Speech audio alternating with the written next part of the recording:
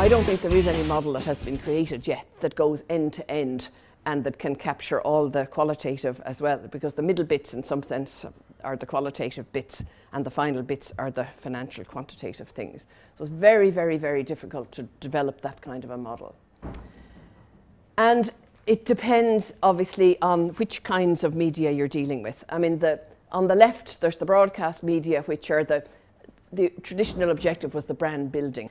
It's very, very difficult to build that. I mean, that's the long-term qualitative effect, the reason why Coca-Cola is Coca-Cola, and that are very difficult to capture. So we tend to rely mostly on the communication metrics. Print media are traditionally more associated with immediate response. You know, all the Tesco full-page ads with the big pieces of roast beef and the Tropicana orange juice and all the things that are on those big, so they're looking for direct response to offers, you know. It was easier to measure those because you could look at sort of redemption rates and things like that, so you're getting closer to measurement.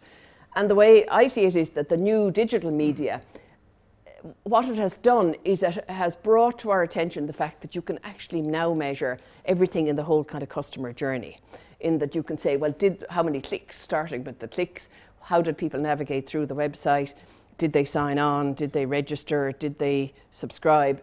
I mean, you can actually capture every step and track the person all the way through to what money did they pay through PayPal. And did they come back and repeat buy and all those kinds of things? And did we manage to cross-sell them to some other products like Amazon? I find it totally scary, you know, when I buy something and the next time I log on, it says, you might be interested in the following. And sure enough, I might be, and I say, oh God, this is scary, that they practically know what I had for breakfast. But anyway, I think what has happened is that we were satisfied enough and maybe a bit complacent in concentrating on measuring the kind of communication measures rather than the final sales measures in the old days before we had all this digital stuff. But the fact that we have become sensitized to the possibility of measuring that whole journey and capturing everything right the way through to sales, it has made us consider that the norm.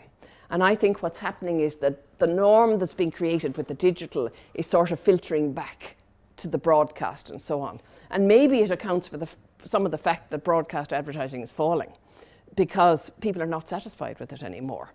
And equally, we are seeing brands being built, brands like Google and Facebook, etc., which have universal awareness, universal recall, and they don't spend any money on broadcast advertising that I'm aware of. That there are other ways to get that notoriety than just big blockbuster brand campaigns. So I think that what is happening is that the digital media are creating the standard for measurement, and that standard then is filtering back into the old media as being the only acceptable level. So equally, this is borrowing a little bit from Nielsen. Lots of people are trying to work out what the return is on different kinds of spending in that kind of digital media sense of being able to track and measure and capture. And this is based on a compilation of lots and lots of studies.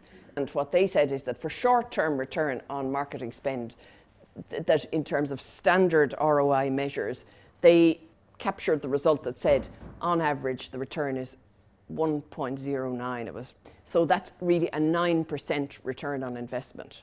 Well, a 9% return on investment wouldn't be so bad because the net profit, for example, of Unilever is only 7%.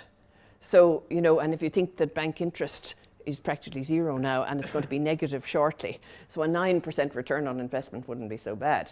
I do think myself that we've got to be looking at ROI and not the term ROMI, which we're talking about as return on marketing investment, because that can be interpreted as a kind of communication return as opposed to a financial return.